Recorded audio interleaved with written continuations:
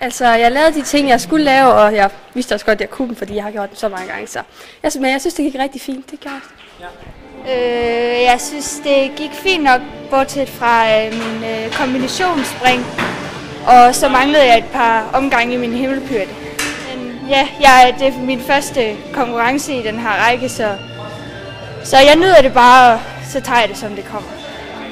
Jeg synes, det gik rigtig godt. Min spring var meget god, og der var ikke noget, der var sådan totalt dårligt, bortset fra min til at være lidt usikker. Men jeg synes, det gik rigtig godt. Det er dit første år i den her række. Har du nogen sådan målsætning for, om du vil i top 5 eller noget i den stil? Nej, ikke rigtigt. Bare at jeg skal løbe godt og gøre mit bedste. Det gik fint. Der var lidt med nogle landinger, og så missede jeg en pirouette, som det tager lidt nogle point. Men ellers gik det fint nok. Hvor mange gange har du deltaget her ved Danmarksmesterskaberne? Det her er min første gang. Jeg har næsten lige bestået mit mesterskabsmærke. Så ja, det er spændende at være med første gang. Det gik så godt, som jeg kunne.